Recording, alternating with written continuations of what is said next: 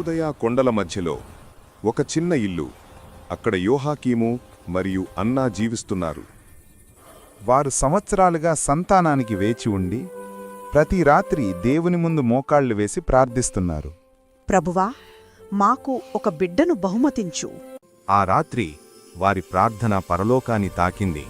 మొదటి దివ్య సంకేతం వచ్చి చేరింది. ఆ రాత్రి అన్నా లోతైన నిద్రలోకి జారుకుంది. ఆ రాత్రి ఆమె చుట్టూ వెలుగు చేరింది. బంగారు కాంతిలోంచి గాబ్రియెల్ దేవదూత ప్రత్యక్షమయ్యాడు. అన్నా, నీ ప్రార్థన వినబడింది. దేవుడు నీకు ఒక పవిత్ర కుమార్తెను ప్రసాదించనున్నాడు.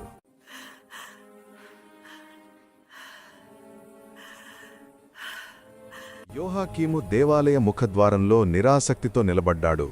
అతని హృదయం బాధతో నిండినది.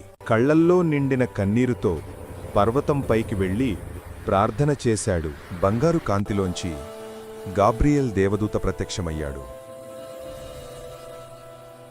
యోహాకీము, నీ ప్రార్థనలు దేవునికి వినబడినవి. నీ భార్యకు ఒక కుమార్తె కలుగుతుంది. ఆనందంతో నీ ఇంటికి వెళ్ళు. ఆ వాగ్దానం గబ్రియేలు చెప్పిన వెంటనే యోహాకీము హర్షంతో తిరిగి గ్రామానికి పరిగెత్తిపోయాడు. హన్నా, దేవుడు మన ప్రార్థన విన్నారు.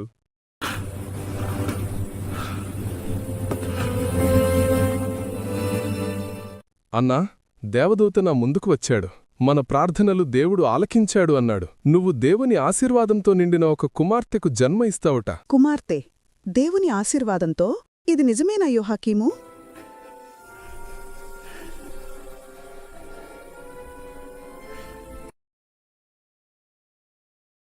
ప్రభువా, నా జీవితాన్ని నీ చేతుల్లో ఉంచుతున్నాను. ఈ వెలుగు ఎంత పవిత్రంగా ఉంది! ప్రభువా, నీ వాగ్దానం నా హృదయంలో స్పష్టంగా కనిపిస్తుంది. ప్రభువా, నీ వాగ్దానంపై మా విశ్వాసం ఉంది. నీ చిత్తమే మా ఇంటిలో జరగాలి ప్రభువా. ఈ వెలుగు ఎంత దివ్యంగా ఉంది! ప్రభువు సమీపంలో ఉన్నాడు. ఈ ఆశీర్వాదానికి ధన్యవాదాలు ప్రభువా. నీ వాగ్దానం నెరవేర్చే ఈ శిశువును పెంచడానికి మాకు దారిని చూపించు.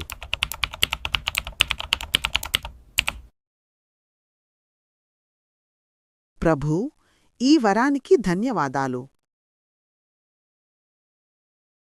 ఇప్పుడు బరువైనవి ఎత్తకూడదు. నేను చూస్తాను. నువ్వు ఎంతో మంచివాడివి.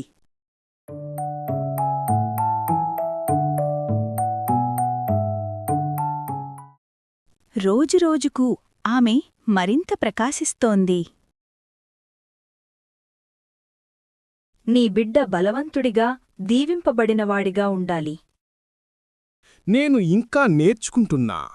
నువ్వే చేశావు కాబట్టి నాకు ఇది చాలా ఇష్టం. మన బిడ్డను చూడడానికి ఇక ఆగలేకపోతున్నా. మనకి దేవుడున్నాడు. ప్రియతమా, ఈరోజు మనం పూర్ణ హృదయంతో ప్రభువుకు కృతజ్ఞతలు చెబుతాం. ఈ స్థలం నా మనసును పూర్తిగా శాంతితో నింపేస్తుంది. ప్రభువా, నీ కరుణకు కృతజ్ఞతలు. ప్రభువు చేసిన వాగ్దానం ఎల్లప్పుడూ మీతో ఉండుగాక.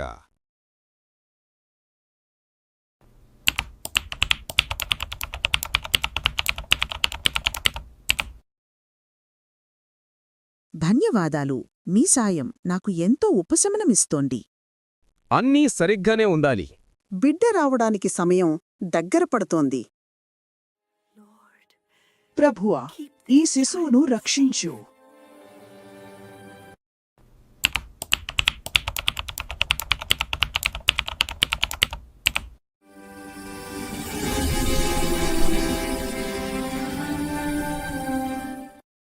నా బంగారు బిడ్డ, దేవుడు మన మీద అపారమైన కృప చూపించాడు. ప్రభువా, ఈ పవిత్రమైన వరమిచ్చినందుకు నీకు కృతజ్ఞతలు. ప్రపంచానికి స్వాగతం. మరియమ్మా,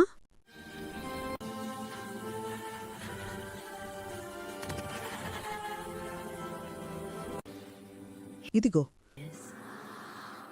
మా చిన్న మరియా. ఈ శిశువు దైవం ఎంపిక చేసినది. దేవుడు ఆమె అడుగులు నడిపించుగాక. మీ అందరికీ ధన్యవాదాలు. మీ ప్రేమను మాటల్లో చెప్పలేం. నువ్వు దేవుడిచ్చిన వరం.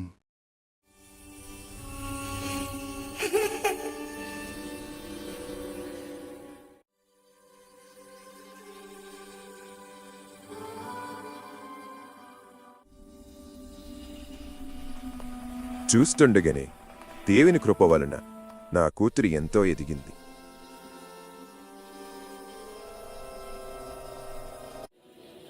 జంతువులు కూడా ఆమెతో ఎంతో సన్నిహితంగా మెలిగాయి.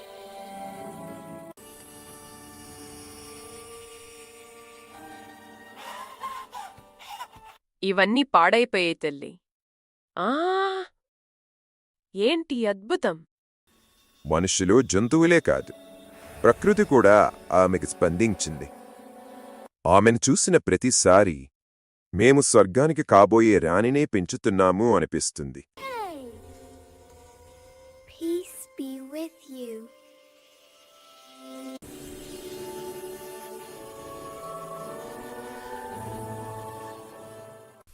ప్రతిరోజు ఉదయానే లేచి దేవునికి కృతజ్ఞతలు తెలియజేస్తుంది. తండ్రి, మరో రోజుకై నీకు వందనాలు. నా మాటలు, నా పనులు నీకు నచ్చేలా ఉండాలి. తండ్రి, నన్ను నీ కృపలో కాచి కాపాడండి.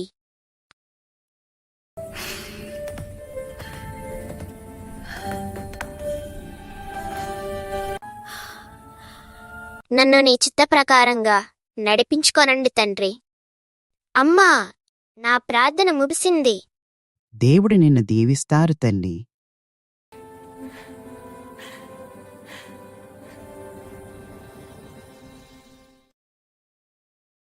అలాగే ఒకరోజు మీ పిన్ని వాళ్ళ అబ్బాయికి ఆరోగ్యం బాలేదంట తల్లి.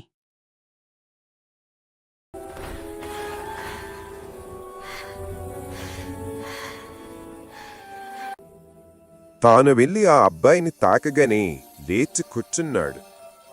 తనకు తెలియకుండానే తనని నడిపిస్తున్న దైవమే ఎన్నో అద్భుతాలు చేశారు.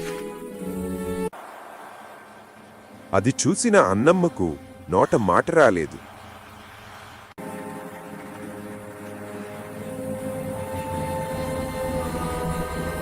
మరొక మారు ఆమె సంతను నడుచుకుని వెళ్తుండగా ఒక వ్యక్తి కొండను మోయడానికి ఇబ్బంది పడుతుండగా సాయం చేయడానికి వెళ్ళింది.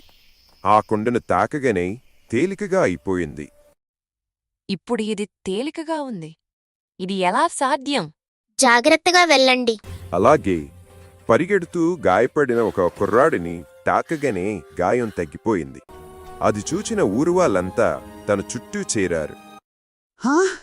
ఇది అసలు ఎలా సాధ్యమైంది? ఆమెలో ఏదో దైవీత శక్తి ఉంది. అటుగా వెళ్తున్న నేను ఆ గుంపు మధ్యలో ఉన్న మరియను చూసి కంగారు పడ్డాను. విషయం తెలుసుకుని ఆశ్చర్యపోయాను. దేవుడా, నీవు ఇచ్చిన ఈ వరం మాటల్లో చెప్పలేనిది. ఆ సాయంత్రం దేవుని స్తుతిస్తూ నేను మరియా ఇంటికి బయలుదేరాం. తన అద్భుతాలు చూసినవారు తనని వాళ్ళ ఇంటికి తీసుకురమ్మని నన్ను బతిమలాడారు. దయచేసి ఆగండి. దయచేసి మేరీని ఒక్కసారి మా ఇంటికి తీసుకురండి. మా గ్రామ పెద్దలు కూడా ఆమెను చూసి ఆశ్చర్యపడ్డారు. దేవుడు నీ యందు ఉన్నాడు తల్లి. దేవుడు మనందరితోనూ ఉన్నాడు తాతయ్య.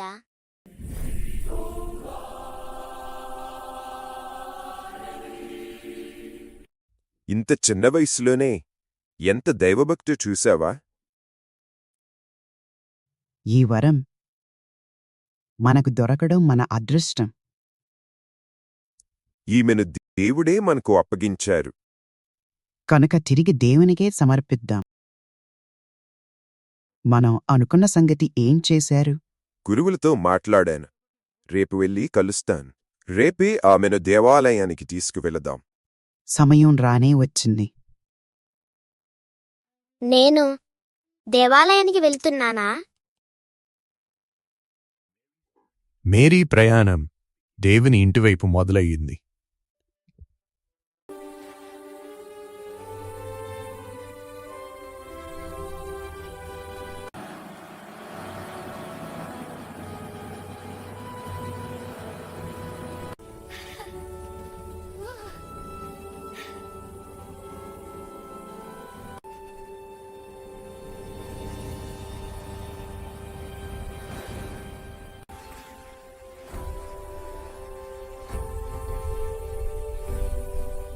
అదే నా దేవుని నివాసము.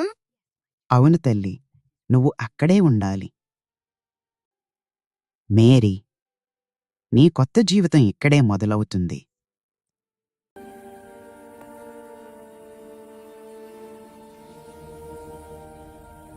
ఇంత చిన్న వయసులో ఆమె ఒంటరిగా ఉండాలి. దేవుడే ఆమెకి తోడు ఉంటారు.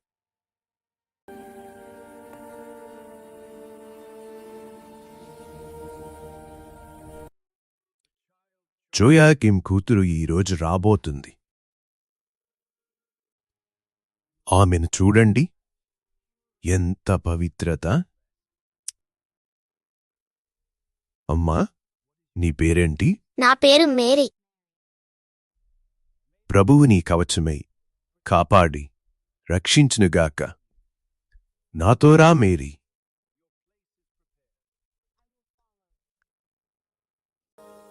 నా పూర్ణ మనసుతో నిన్ను ఆరాధిస్తాను తండ్రి.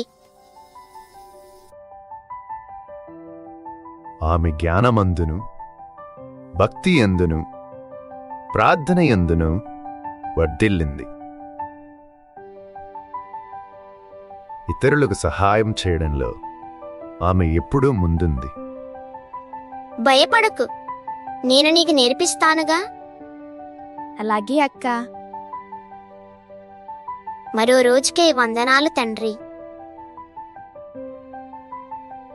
నువ్వెంతో ఆనందంతో పనిచేస్తున్నావు. ప్రతి చిన్న పని ప్రభువు కొరకే. శ్రద్ధగా ఆలకించండి. ధర్మశాస్త్రమందే మీ మనస్సును ఉంచండి.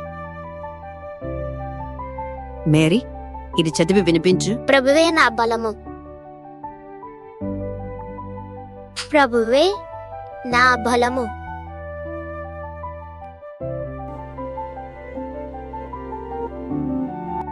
నా కుటుంబం గుర్తొస్తుంది. నువ్వు ఒంటరిగా లేవు, దేవుడు మంట ఉన్నారు.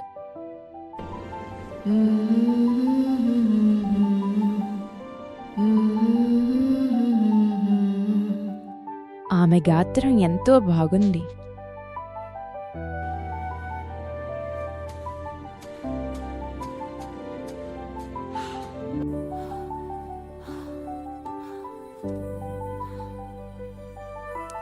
భయపడకు, నువ్వు సురక్షితంగా ఉన్నావు. నీకు కూడా ఆ వెలుగు కనిపిస్తుందా? అది ఈ లోకానికి చెందినది కాదు. ఆమెకు ప్రభువు హస్తం తోడుగా ఉంది. ఇది చూశారా? అవన్నీ ఆమె మాట వింటున్నాయి. పెద్దవాళ్ళు కూడా వీటిని ఇంతగా గౌరవించరు. నా వరకు ఇవి ఎంతో అమూల్యమైనవి. మోషే ప్రవచనాలు, ధర్మశాస్త్ర గ్రంథాలను పరిశీలిస్తున్న బోధకుల మధ్య ఆమె కూర్చుని శ్రద్ధతో వింటుంది. దేవుడు మనతో ధర్మశాస్త్రం మరియు ప్రవక్తల ద్వారా మాట్లాడతారు. దేవుడు ప్రతి చోటా ఉంటే మరి దేవాలయమందు మాత్రమే ఎందుకు వెతుకుతున్నాము? ఇంత చిన్న వయసులో ఎంత జ్ఞానం! తప్పుగా మాట్లాడితే క్షమించండి. దేవుడు మనందరి హృదయాలలో ఉంటారు కదా. ప్రభువే ఈమెకు ఈ జ్ఞానం దయచేశారు.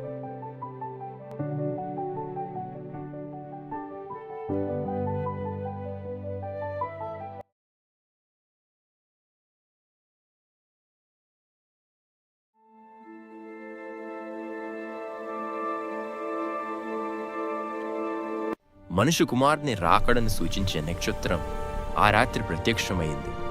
ఆ నక్షత్రం ముగ్గురు జ్ఞానులకు ప్రత్యక్షము కాగా, అందులో ఒకరు ధర్మశాస్త్ర గ్రంథ పరిశోధకుడు, ఒకరు నక్షత్ర పరిశోధకుడు, మరొకరు దేవుని పూజారి అయి ఉన్నారు. ఆ నక్షత్రం గురించి వారికి తెలిసిన గ్రంథాలు, శాస్త్రాలు అన్నీ వెదికి చూశారు.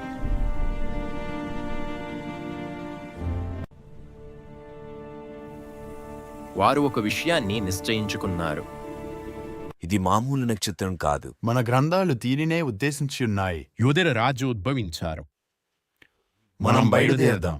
ఆ నక్షత్రమే మనలను నడిపిస్తుంది.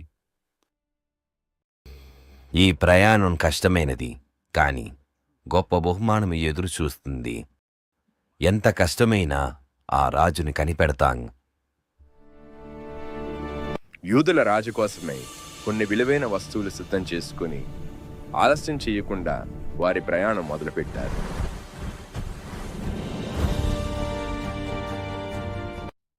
ఎలా అయినా మనం గమ్యం చేరుకోవాలి.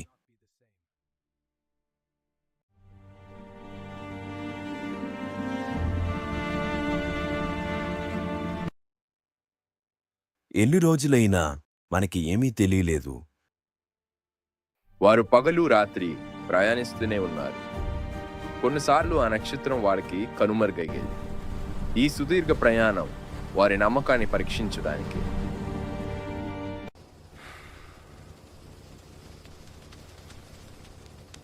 నక్షత్రం వారికి మళ్ళీ కనిపించింది. స్నేహితులారా, ఆ నక్షత్రం మళ్ళీ కనబడుతుంది.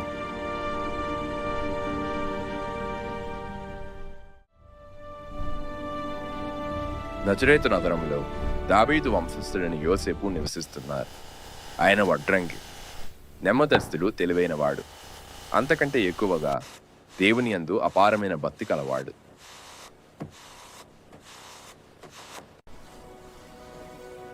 దేవా, నీ చిత్తాన్ని ఎరిగి జీవించేలా సహాయం చేయండి.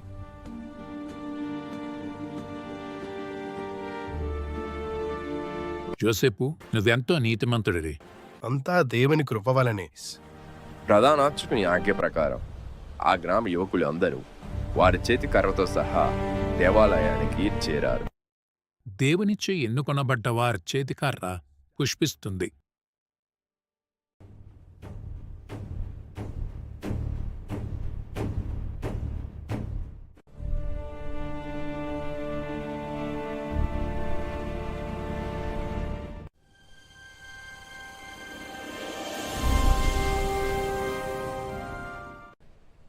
ఇది వడ్రంగి అయిన యోసేపునకు చెందినది.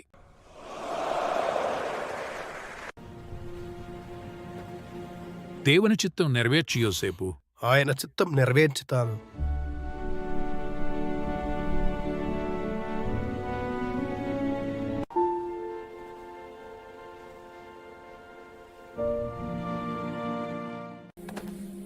దేవుని చిత్త ప్రకారం మేరీ యోసేపులకు భార్యగా నిశ్చయింపబడినది.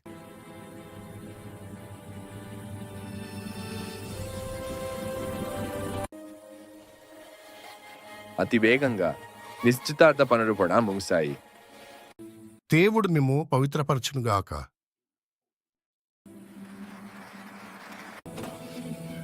దేవుడు ఎల్లవేళలా మనకు తోడయ్యున్నారు. దేవుని చిత్తం నా యందు నెరవేరునుగాక.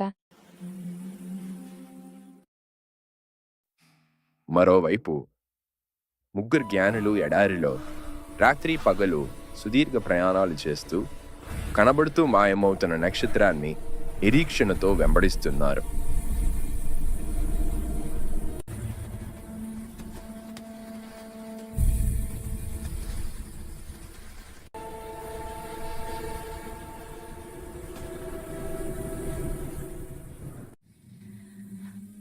ప్రభు, మీ చిత్తాన్ని నాకు ఎరిగించండి.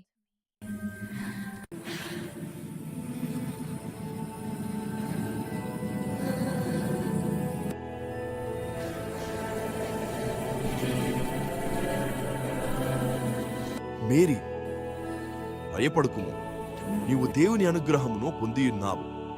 నీవు గర్భవతివై కుమారుని కనదవు. ఆయనకు యేసు అని పేరు పెట్టుము. ఏమిటి ఇది ఎలా సాధ్యపడను? నేను పురుషుని ఎరుగను కదా. దేవునికి సమస్తము సాధ్యమే. పవిత్రాత్మ నీపై వేంచేసి వచ్చును. ఇదిగో నేను ప్రభువు దాసురాలను, నీ మాట చొప్పున నాకు జరుగునుగాక.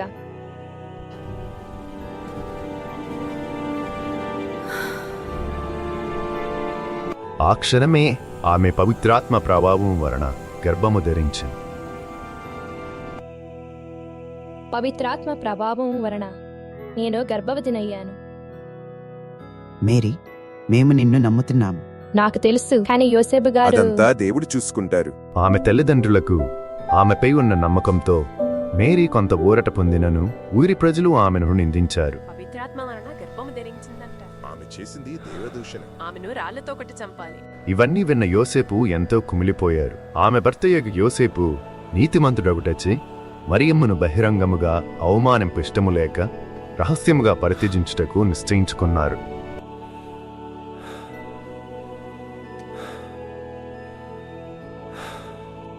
ఆమెను అవమానపరచను, రహస్యముగా పరిత్యజిస్తాను.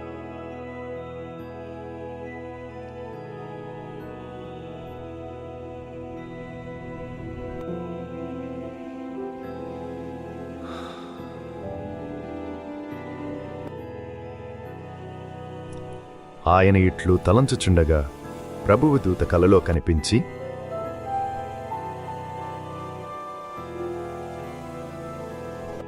యోసేపు, భయపడుకుము. గర్భవతి అయిన నీ భార్యను స్వీకరించుటకు భయపడకుము.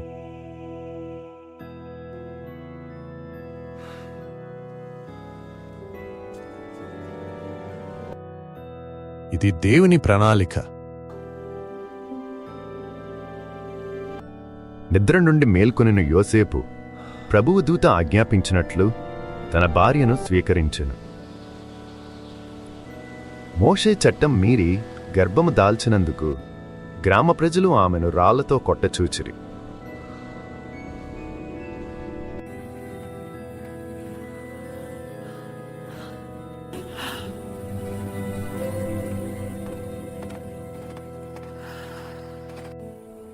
వారందరి ఆలోచనను మార్చడానికి యోసేపు బహిరంగముగా ఆమెను భార్యగా అంగీకరించెను. మేరీ నా భార్య. యోసేపు ఆమెను నమ్మినందులకు ఎంత ఊరట చెందింది. దూత ప్రకటన ప్రకారం ఆమె చుట్టమగు ఎలిజబెత్తమ్మ 6 నెలల గర్భవతి అని తెలిసి ఆమె దగ్గరకు బయలుదేరారు.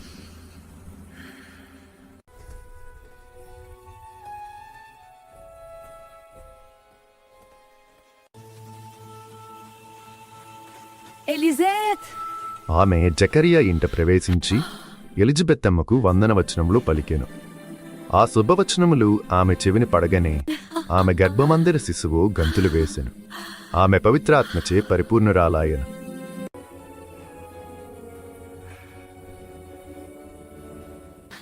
స్త్రీలందరిలో నీవు ఆశీర్వదింపబడ్డావు, నీ గర్భఫలము ఆశీర్వదింపబడెను.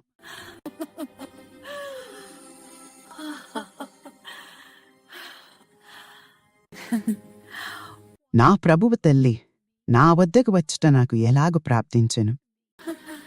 దేవుడు మనకు తోడై ఉన్నారు.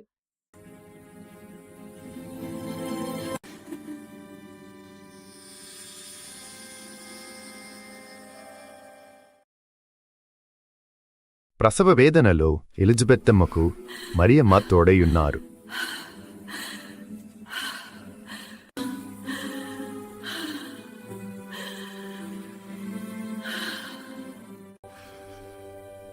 తండ్రి, ఆమెకు మీ బలమును దయచేయండి.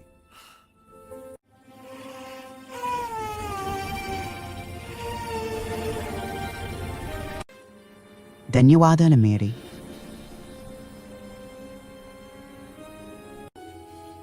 తిరుగు ప్రయాణంలో యోసేపు ఆమెకు తోడున్నారు. ఇరువురు కలిసి నజరేతు నగరమునకు చేరుకున్నారు. తన సామ్రాజ్యమునందు జనాభా లెక్కలు సేకరింపవలనని అగస్టు చక్రవర్తి అధికారులకు ఆజ్ఞ ఇచ్చెను. చక్రవర్తి ఆజ్ఞ ప్రకారం మీరు మీ గ్రామాలకు వెళ్లి జనాభా లెక్కలు రాయించుకోవాలి.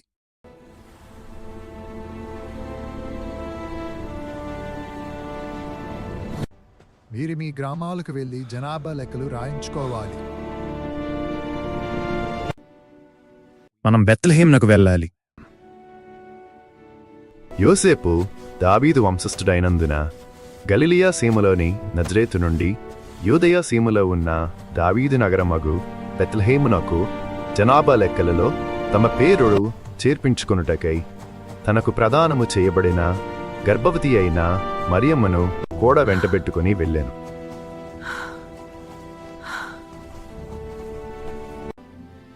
మేరీ, నీకు పర్వాలేదా? పర్వాలేదు, మనం ముందుకు వెళ్దాం.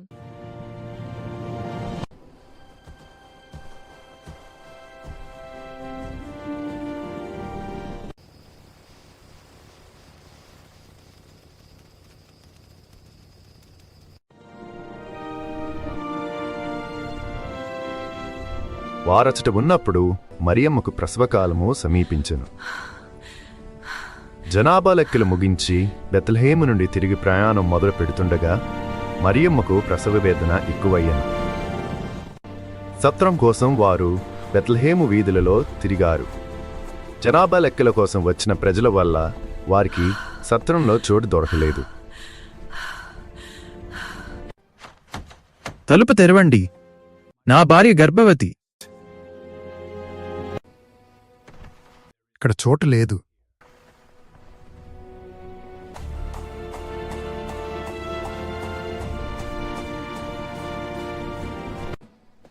చోటు లేదయ్యా, వెళ్ళు.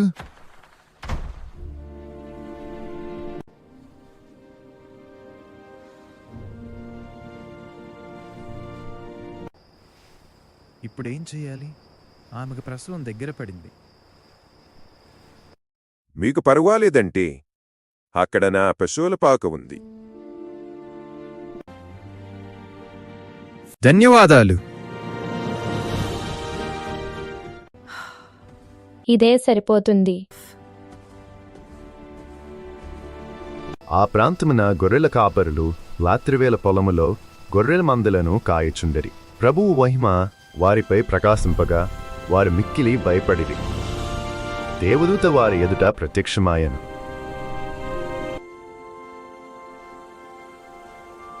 దేవదూత వారితో ఇట్లనెను, మీరు భయపడవలదు.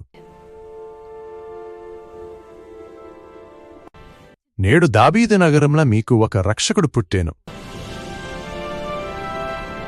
మహోన్నత స్థలములలో సర్వేశ్వరునికి మహిమ, భూలోకమున ఆయన అనుగ్రహమునకు పాత్రులగు వారికి శాంతి కలుగునుగాక. మహోన్నత స్థలములలో సర్వేశ్వరునికి మహిమ, భూలోకమున ఆయన అనుగ్రహమునకు పాత్రులగు వారికి శాంతి కలుగునుగాక.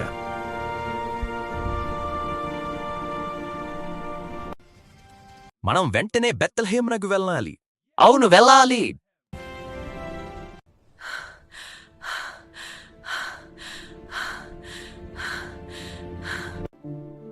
ప్రభువే మనకు బలము.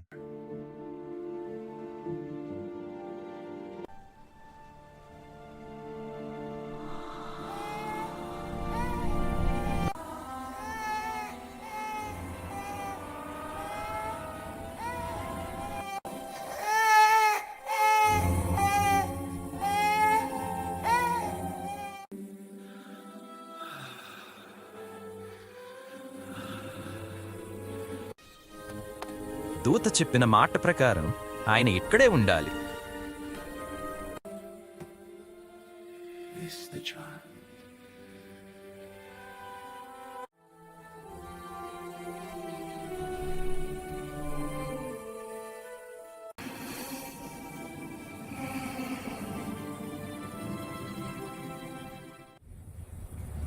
దేవుని కుమారుడు రాజవంశంలోనే పుడతారు అని భ్రమపడిన జ్ఞానులు ఆనాటి యూదాను పరిపాలిస్తున్న హేరోదును కలవడానికి వెళ్లారు.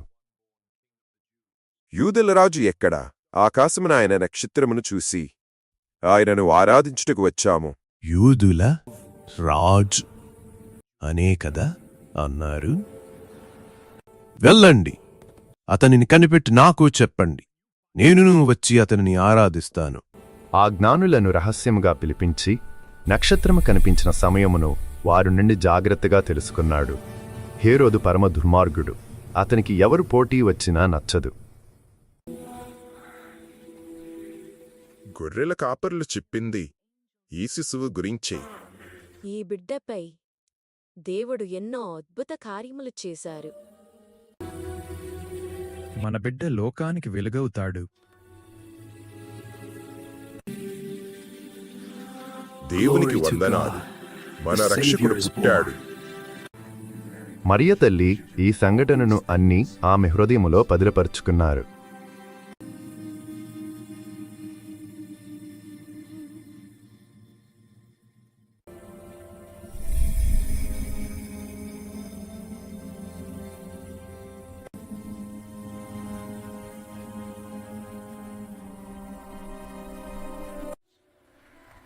ఈ సంఘటనలు మనం అందరికీ చెప్పాలి. నేడు దావీదు నగరంన మనకు రక్షకుడు పుట్టాడు. ఆ వార్త కొందరికి ఆనందముగా, మరికొందరికి ఆశ్చర్యముగా అనిపించింది. దూత చెప్పినట్లే మేము శిశువును చూశాము, ఆయనే మన రక్షకుడు. 8 దినములు గడిచిన పిమ్మట శిశువును సున్నతి చేసి ఆ బాలుడు గర్భమునందు పడక పూర్వము దేవదూత సూచించినట్లు యేసు అను పేరు పెట్టిరి. ఏ పేరు పెట్టాలనుకుంటున్నారు? అతని పేరు యేసు. దూత ఆదేశించినట్లే. ప్రతి తొలిచూలు మగబిడ్డ దేవునికి అర్పింపబడవలయును అని ప్రభువు ధర్మశాస్త్రములో వ్రాయబడి ఉన్నట్లు మరియమ్మ యోసేపులు 40వ దినమున బాలుని యెరూషలేమునకు తీసుకుని పోయిరి. యెరూషలేములో సిమియోను అను నీతిమంతుడు దైవభక్తుడు ఉండెను.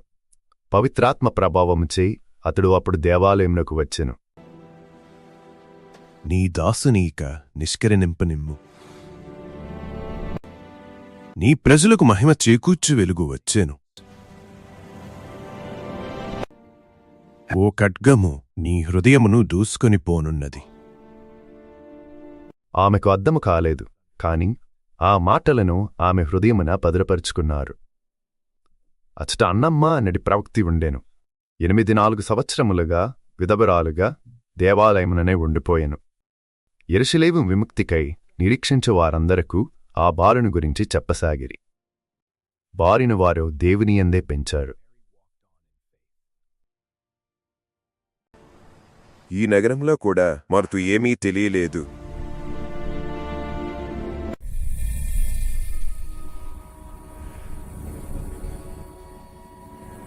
చివరిసారిగా వారికి ఆ నక్షత్రం కనిపించింది. వారిని వారి గమ్యానికి చేర్చింది.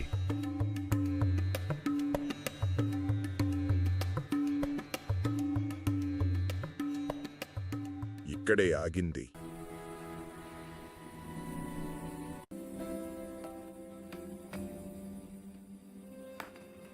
యూదుల రాజు ఎక్కడా? యూదుల రాజుగా పుట్టిన శిశువు ఎక్కడా? ఆ జ్ఞానులు ఒక పసిబాలుని సాష్టాంగపడి ఆరాధించిరి. వద్దు అనకండి, దయచేసి వీటిని తీసుకోండి. ఆ కానుకలు వారికి ఐగుప్తు ప్రయాణానికి ఉపయోగపడుతుంది అని వారికి అప్పుడు తెలియలేదు.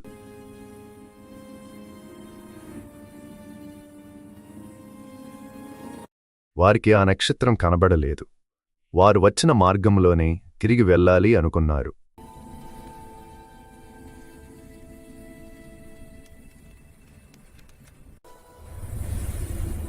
తిరిగి హేరోదు దగ్గరికి వెళ్ళొద్దు. మీకు కూడా ఆ కల వచ్చిందా? మనం వేరొక మార్గంలో తిరిగి వెళ్దాం. ఈ మార్గంలో వెళ్దాం. జ్ఞానులు వేరొక మార్గంలో వెళ్ళిపోయారు అని హేరోదుకు తెలిసింది.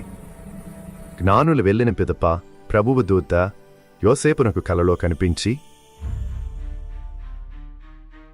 లెమ్ము, శిశువును తల్లిని తీసుకొని వెంటనే ఐగుప్తుకు వెళ్ళు. హేరోదు శిశువును చంపుటకు చూచుచున్నాడు.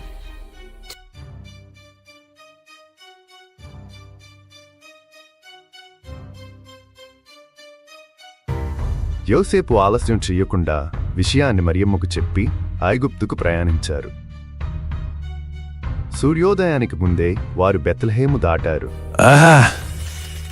ఆ జ్ఞానుల్ని వదనను. 2 సంవత్సరాల లోపున్న ప్రతి మగబిడ్డని చంపేయండి.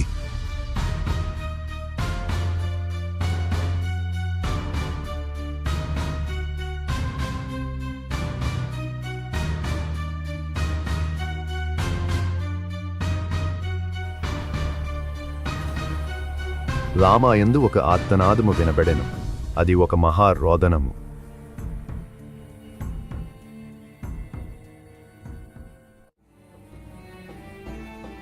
కొన్ని రోజులలోనే వారు ఐగుప్తు చేరుకుని స్థిరపడ్డారు.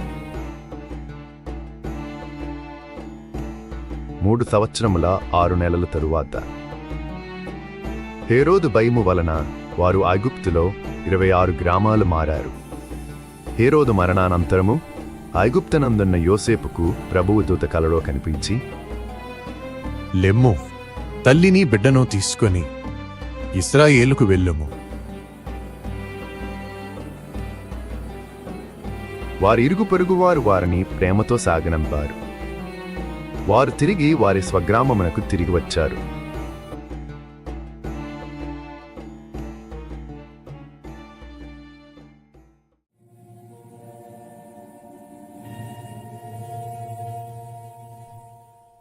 బాలుడు పెరిగి దృఢకాయుడై పరిపూర్ణ జ్ఞానము కలవాడాయను. దేవుని అనుగ్రహము ఆయనపై ఉండెను. మరియ యోసేపులు ప్రతి సంవత్సరము పాస్కా పండుగకు యెరూషలేమునకు వెళ్ళెడువారు. శుద్ధి కొరకు స్త్రీలు మగవారు వేరువేరు మార్గములలో వెళ్ళాలి.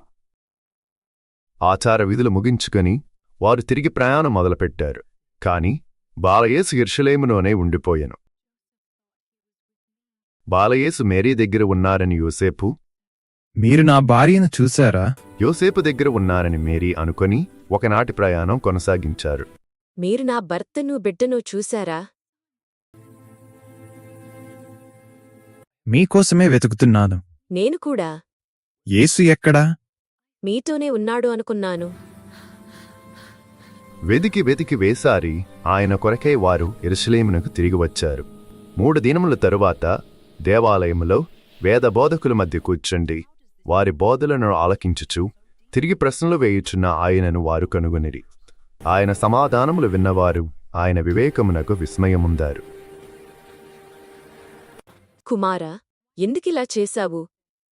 నీ తండ్రియూ నేనును నీ కొరకు వెతుకుచున్నాము. మీరు నా కొరకు ఎలా వెతికారు? నేను నా తండ్రి పని మీద ఉండవలేనని మీకు తెలియదా? మీరు తనకేమైనా పని అప్పగించారా? లేదు. ఈయన కాదు, నా పరలోక తండ్రి గురించి చెప్పాను. ఆయన మాటలను వారు గ్రహించలేకపోయిరి.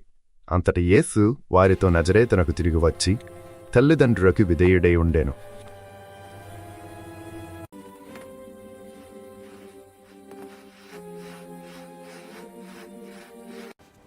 రోజులు గడిచే కొద్దీ యోసేపు గారికి ఆరోగ్యం క్షీణిస్తూ వచ్చింది. కొన్ని రోజుల తరువాత ఆయన మరణించారు. ఆయనకు సంబంధించిన జ్ఞాపకాలతో వారు జీవించారు.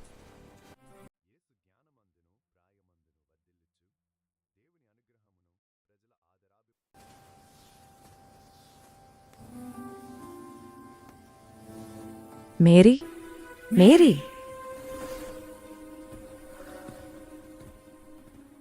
మేరీ, సలోమీ, నా కూతురి పెళ్ళి. మీరు తప్పకుండా రావాలి. యేసును తప్పనిసరిగా తీసుకురా. యేసు 30వ ఏట కానాను పెళ్లిలో ఒక వివాహమునకు ఆయనను ఆయన శిష్యులను మరియ తల్లిను ఆహ్వానింపబడిరి.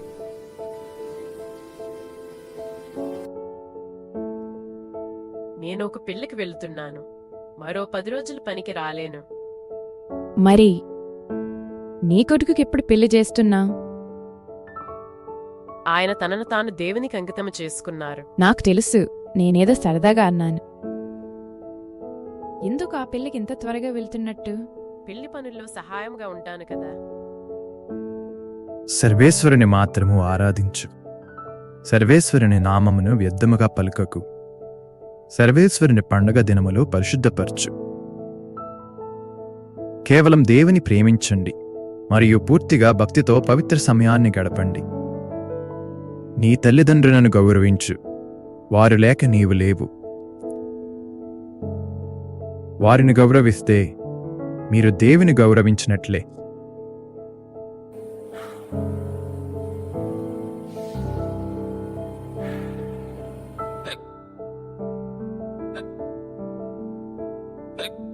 నన్నెవరో తలుచుకున్నట్టున్నారు.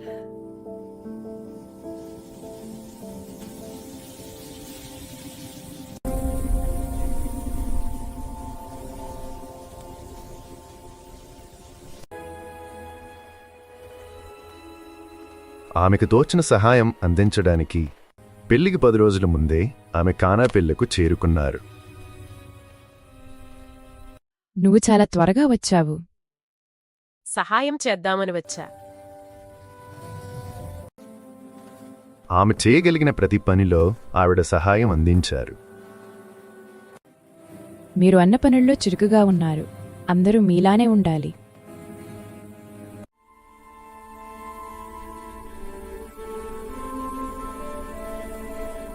పిల్లివారు పేదవారు కనుక వారి స్తోమకు తగినంత ద్రాక్షసరాన్ని తెప్పించారు. ఈ ద్రాక్షరసం సరిపోతుందా? మీరు కోరిన దానికంటే ఇది ఎక్కువే. మా స్తోమతకి ఇంతకంటే ఖర్చు పెట్టలేము.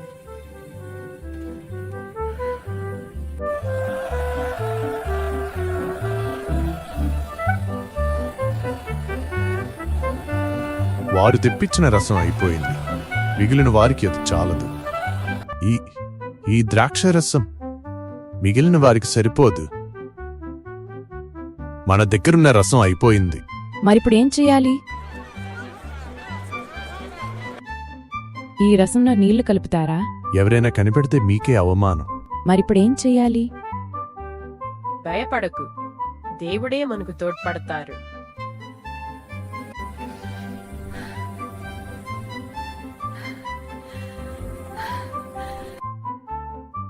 వారి దగ్గరున్న రసం అయిపోయింది.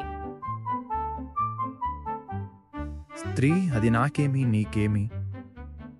నా సమయం ఇంకా రాలేదు. కాని ఆమె యేసును వారి దగ్గరకు తీసుకువెళ్లారు. ఆయన ఏది చెప్తే అది చెయ్యండి. యూదుల ఆచారము ప్రకారము శుద్ధీకరణకై అక్కడ కొన్ని రాతి బాణలున్నాయి. ఆ బాణలను నీటితో నింపండి. వారట్లే వానిని అంచుల వరకు నింపారు. భయపడకు, నా కొడుకుకి చెప్పాను, తాను చూసుకుంటాడు. ఇప్పుడు విందు పెద్ద యుద్ధకు కొంచెం ముంచుకుని వెళ్ళండి.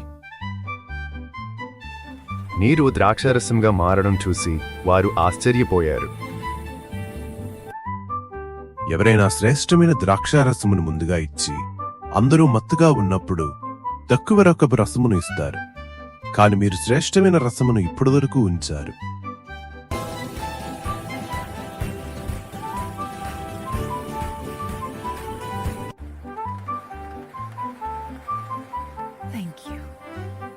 మరియ తల్లి మధ్యస్థ ప్రార్థన వల్ల ఆ రాత్రి ఆ విందులో ఏ ఆటంకమూ జరగలేదు.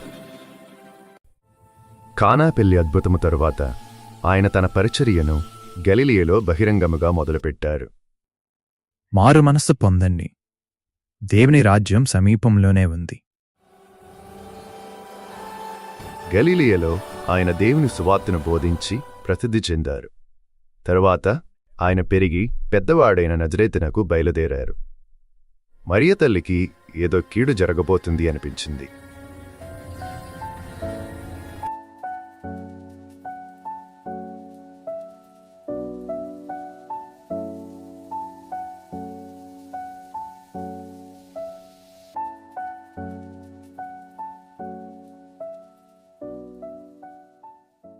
ప్రభువు ఆత్మ నాపైయున్నది. పేదలకు సువార్తను బోధించుటకు, గ్రుడ్డివారికి చూపును, పీడితులకు విమోచన కలగజేయుటకు ఆయన నన్ను పంపెను. నేడు మీ ఎదుట ఈ లేఖనము నెరవేరినది. ప్రార్థనా మందిరంలోని వారందరూ ఆయన మాటలకు మండిపడి లేచి యేసును వెలుపలకు నెట్టుకుని పోయిరి. అదే సమయములో దేవాలయానికి వెళ్లిన ఆయన తల్లి ఆ సంఘటనను చూశారు. తమ నగరము నిర్మింపబడిన పర్వతాగ్రమము నుండి తలక్రిందులుగా పడద్రోయ తలచిరి. కాని యేసు వారి మధ్య నుండి తొలగి తన దారిన తాను వెళ్ళిపోయారు. ఇది చూచిన తల్లికి హృదయం ద్రవించుకుపోయింది.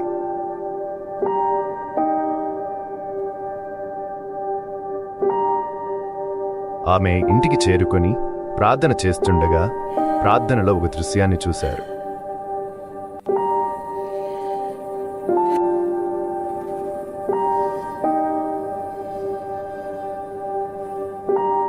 అతను మన దారికి అడ్డు వస్తున్నాడు.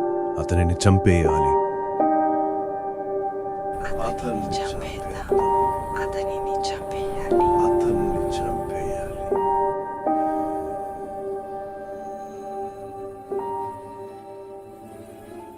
యేసును గూర్చిన వార్త పరిసర ప్రాంతాలలో వ్యాపించింది. లెమ్ము, నీ విశ్వాసమే నిన్ను స్వస్థపరిచింది. దుష్ట ఆత్మ, అతడు నిన్ను విడిచివెళ్ళు.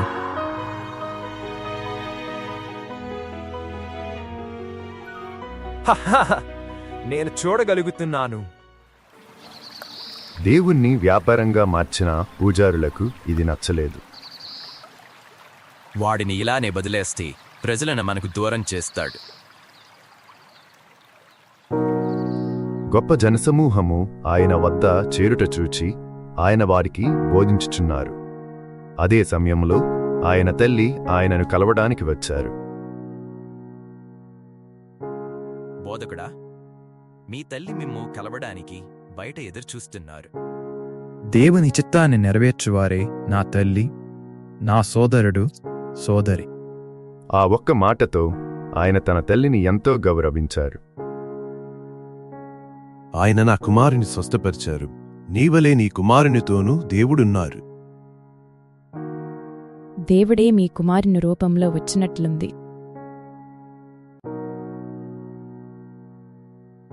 స్త్రీలందరిలో మీరు ఆశీర్వదింపబడ్డారు. ఆయనచే మేలు పొందినవారు తీరు ఇలా ఉండగా ఆయన క్రియలు నచ్చని వారి తీరు మరోలా ఉంది. నీ కుమారుడు మా దారికి అడ్డువస్తున్నాడు. అతని క్రియలే అతనిని నాశనం చేస్తాయి. ఒకవైపు ప్రజల ఆదరణ, మరోవైపు విరోధుల నిరాదరణ. ఆమెకు దేవాలయ ప్రవేశం రద్దు చేశారు. అందుకు ఆమె ఎంతో చింతించారు. తిరిగి ఇంటికి వెళ్తున్న ఆమెకు అర్చకుడు అడ్డుపడి బెదిరించారు. అతను త్వరలో చస్తాడు.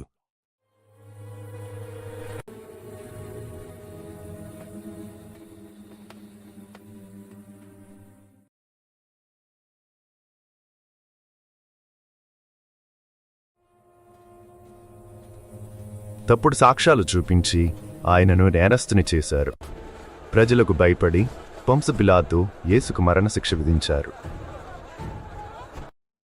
అధికారుడు నీ కుమారునికి మరణశిక్ష విధించారు.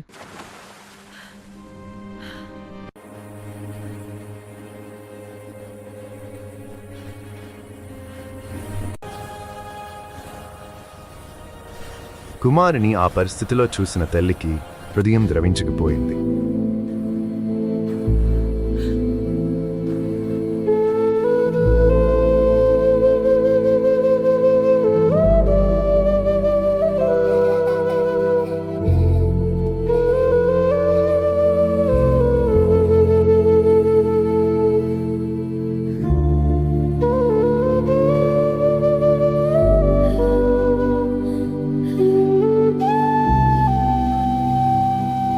పద పద, ముందుకు నడు.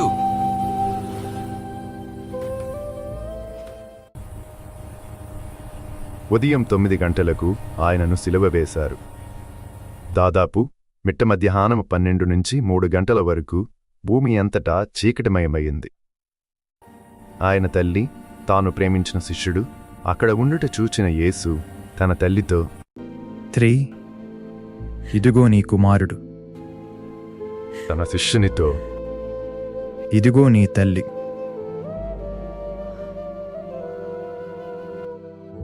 అమ్మా, నా కుమారుడా, నాతో రండి. నేను రాలేను.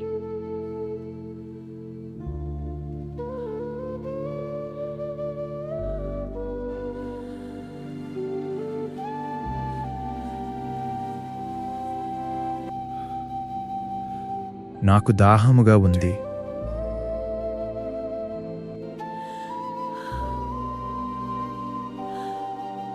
కొడుకు దాహాన్ని తీర్చలేని స్థితిలో ఆ తల్లి ఎంతో కృంగిపోయారు. ఈ స్థితి ఇంకెవరికీ రాకూడదు అనుకోవడం తప్ప ఇంకేమీ చేయలేని పరిస్థితుల్లో ఉన్నారు.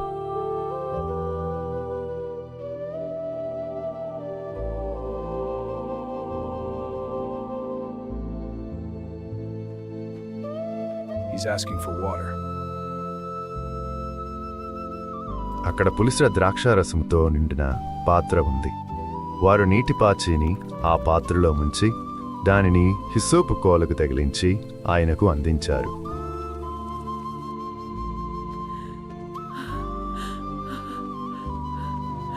యేసు ఆ రసమును అందుకొని, ఇక సమాప్తమైనది అని తల వంచి ప్రాణము విడిచారు.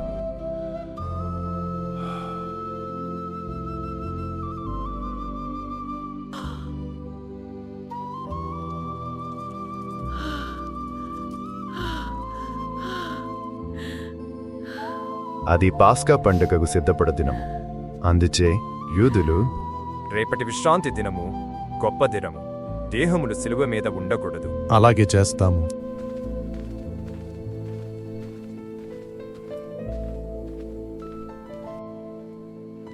వారు యేసుకు భౌతిక దేహమును తీసుకొని యూదుల భూస్థాపనా సాంప్రదాయము ప్రకారము దానికి పరిమళ ద్రవ్యమును పూసి నారవస్త్రములతో చుట్టిరి. యేసు సిలువ వేసిన చోటుకు దగ్గరలో ఒక కొత్త సమాధి ఉండెను. వారు యేసును అందుంచిరి.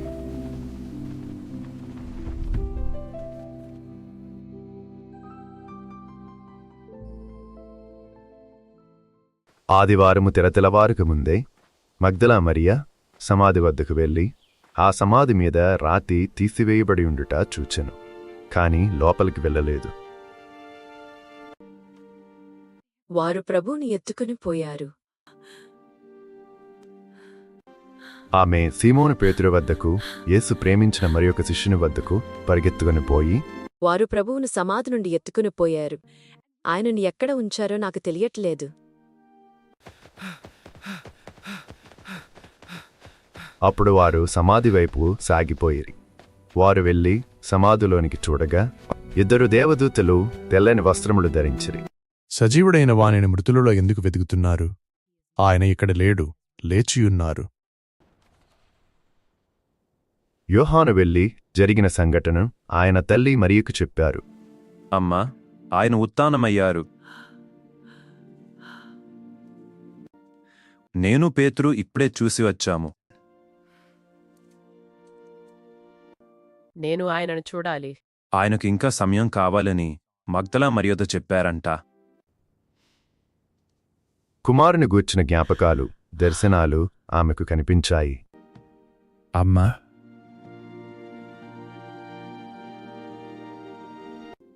నేను నీతోనే ఉన్నాను.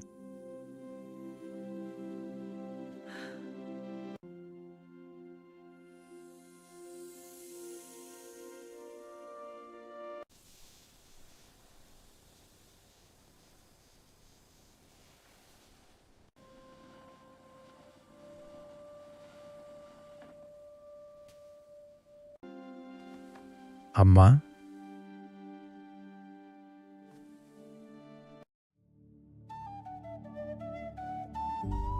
అమ్మా, అమ్మా, అమ్మా, అమ్మా, అమ్మా, అమ్మా. ఆయన పరలోకానికి ఎత్తపడటం మేమందరము చూశాము. ఆయన తన వాగ్దానాన్ని నిలబెట్టుకున్నారు. ఇక విశ్రాంతి తీసుకో. పెంతుకోస్తు పండుగ రోజున యేసు తల్లి, సోదరులు, శిష్యులు మరియు కొందరు స్త్రీలు ఒకచోట చేరి ఎడతెగక ప్రార్థన చేయుచుండిరి. అప్పుడు అగ్నిజ్వాలలు నాలుకల వెలే విభాగింపబడి అక్కడ ఉన్న ఒక్కొక్కరి మీద నిలుచుట వారికి కనబడెను.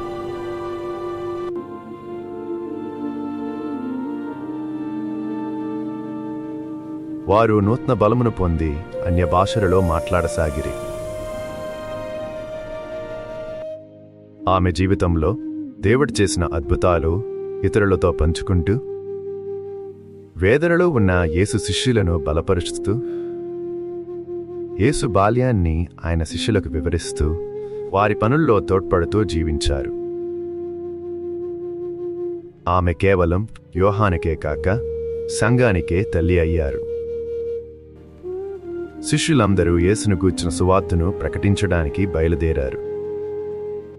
అమ్మా, నేను వీలైనంత త్వరగా వచ్చేస్తాను. భయపడకుండా వెళ్ళిరా కుమారా.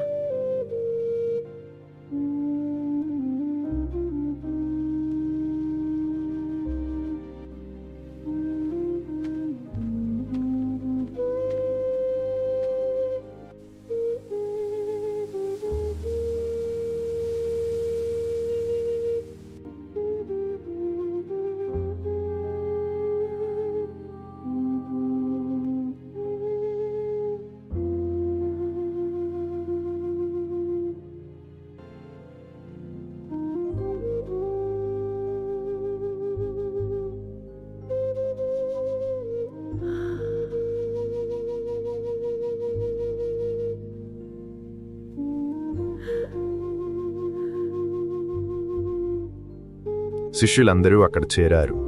అపొస్తలులో ఒకరైన తోమాసు దూర ప్రాంతంలో ఉండుటచే సమయానికి అక్కడికి చేరుకోలేకపోయారు. అందరూ వచ్చినట్టేనా? అందరూ వచ్చారు, తోమాసు తప్ప. మరేమీ పర్వాలేదు, మనం కర్తవ్యాన్ని ముగిద్దాం. తోమాసు త్వరగా వస్తే బాగుండు. ఆమెను ఒక పెట్టెలో పెట్టి రాతి సమాధిలో ఉంచారు.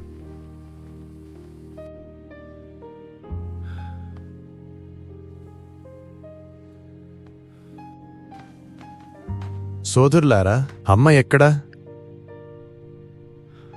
ఒక్కసారి అమ్మను చూస్తాను. మాకు అమ్మని చూడాలనుంది, మనం వెళ్దాం. వారు వెళ్ళి ఆమెను ఉంచిన పెట్టెను తెరిచి చూడగా ప్రకాశవంతమైన గులాబీలు ఉండుట చూచి వారు ఆశ్చర్యపోయారు. దేవుడు ఆమెను ఆత్మ శరీరములతో పిలుచుకున్నారు అని వారు గ్రహించారు.